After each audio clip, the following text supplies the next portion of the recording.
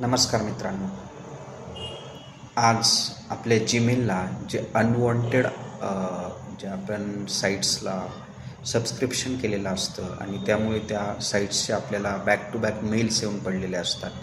त्यामुळे आपली मेमरी फुल होते आणि आपल्याला कधीतरी टेन्शन आल्यासारखं होतं जेव्हा तो आपल्याला डायलॉग बॉक्स दिसतो की तुमची मेमरी फुल झालेली आहे. तर याला एक ऑप्शन आहे, तो करून आपण आपला हा प्रॉब्लेम सॉल्व करू शकतो. तो ऑप्शन्स आता आपण बघू. आपण जेव्हा जीमेलचं अकाउंट ओपन करतो तेव्हा आपल्या लेफ्ट हँड साईडला एक स्टँडिंग बार दिसतो.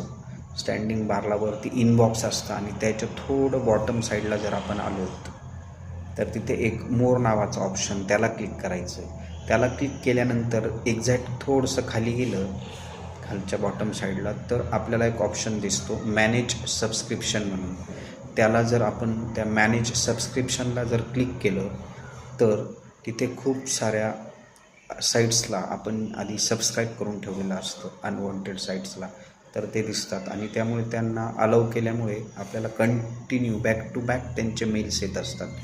तर त्याच्यावर क्लिक केल्यानंतर आपण त्या अनवॉन्टेड साईट्सला अनसबस्क्राईब करू शकतो.